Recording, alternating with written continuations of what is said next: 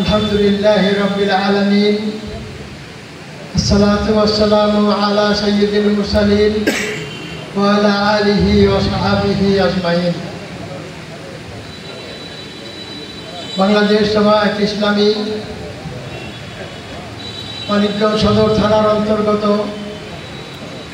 Nabagram union শাখা কর্তৃক আয়োজিত আজকের এই কর্মী সম্মেলনের সম্মানিত সভাপতি, সম্মানিত প্রধান অতিথি, সম্মানিত প্রধান আলোচক, বিশেষ অতিথিবৃন্দ, সদর থানা সম্মানিত দায়িত্বশীল ভাইরা, সামনে উপবিষ্ট প্রাণপ্রিয় সাথী ভাইরা, আসসালামু আলাইকুম ওয়া রাহমাতুল্লাহি ওয়া বারাকাতুহু।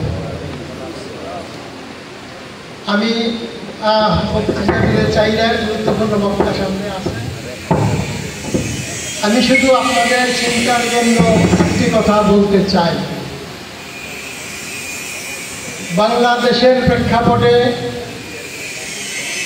এই বাংলাদেশে মসজিদের সংখ্যা বাড়তেছে না কমতেছে? বাড়তেছে। মাদ্রাসার সংখ্যা বাড়তেছে না কমতেছে? নামাজির সংখ্যা বাড়তেছে না কমতেছে? দুর্নীতির পরিমাণ বাড়তেছে না কমতেছে? সন্ত্রাসের পরিমাণ বাড়তেছে না কমতেছে? মদের পরিমাণ বাড়তেছে না কমতেছে? নারী নির্যাতনের পরিমাণ বাড়তেছে না কমতেছে? তাহলে মসজিদ বাড়ে, নামাজি বাড়ে, মাদ্রাসা বাড়ে, ওই দুর্নীতিগুলো কমার কথা না? কমে না। আপনারাই বলতেছেন যে বাড়ে। এর অর্থ হচ্ছে এই রকম সিস্টেমে আমাদের সমস্যার সমাধান হবে না। এদেশের মানুষ সন্ত্রাস করে, সন্ত্রাস দমন আইন আছে না? এদেশের মানুষ নারী নির্যাতন করে, নারী নির্যাতন দমন আইন আছে। এদেশের মানুষ মদ খায়, মাদকদ্রব্য নিয়ন্ত্রণ আইন আছে। এদেশের মানুষ দুর্নীতি করে, দুর্নীতি দমন আইন আছে। কিন্তু দুর্নীতি দমন আইন দ্বারা দুর্নীতি যেমন কন্ট্রোল হয় নাই, সন্ত্রাস দমন আইন দ্বারা সন্ত্রাস যেমন কন্ট্রোল হচ্ছে না, নারী নির্যাতন আইন দ্বারা নারী নির্যাতন যখন বন্ধ হচ্ছে না, সুতরাং এই সমস্ত মানুষের তৈরি করা আইন দ্বারা মানুষের সমস্যার সমাধান হয় নাই, হবে না, হতে পারে না। কথা বলিয়া আমরা 53 বছরে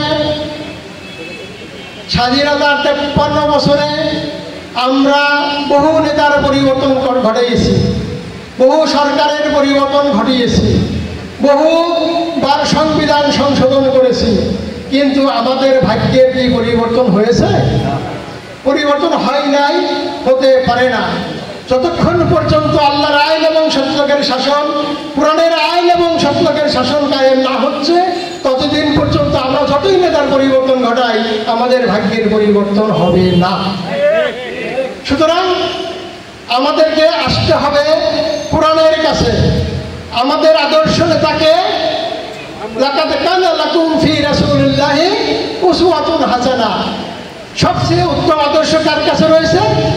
আল্লাহ রাসূলের আদর্শ সবচেয়ে উত্তম আদর্শ। আমাদের নেতাকে মুহাম্মদুর রাসূলুল্লাহ সাল্লাল্লাহু আলাইহি সাল্লাম, আমাদের আইনদাতাকে আল্লাহ রাব্বুল আলামিন স্বয়ং নিজে। কোরআনের আইন আল্লাহ রাসূল সাল্লাল্লাহু আলাইহি সাল্লাম যেভাবে আল্লাহর জমিনে প্রতিষ্ঠিত করেছিলেন, আমাদের কাজটা হবে সেইভাবে আল্লাহর আইন প্রতিষ্ঠিত করা। সুতরাং আমরা সবসময় কোরআনের পক্ষে থাকবো, ঠিক না ভাই? আমরা সবসময় কোরআনের পক্ষে থাকবো। আমরা সামনে নির্বাচন যদি আসবে কোরআনের পক্ষের শক্তি, কোরআনের বিপক্ষের শক্তি। আপনি যদি কোরআনের পক্ষে থাকেন, কোরআন কিয়ামতের কঠিন দিনে আমাদের পক্ষে থাকবে।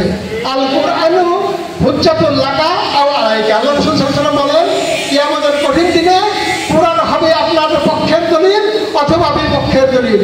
আমি যদি কোরআনের বিপক্ষে রায় দেই, কোরআন কিয়ামতের দিন আমার পক্ষে থাকবে, এইটা কি করে ভাবা যায়?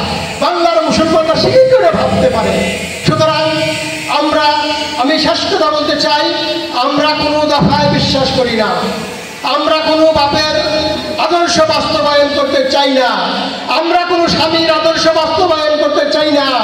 আমরা আল্লাহ রসুলের আদর্শ বাংলার জমিনে বাস্তবায়ন করে বাংলাদেশ থেকে দুর্নীতি, বাংলাদেশ থেকে সন্ত্রাস, বাংলাদেশ থেকে নারী নির্যাতন, বাংলাদেশ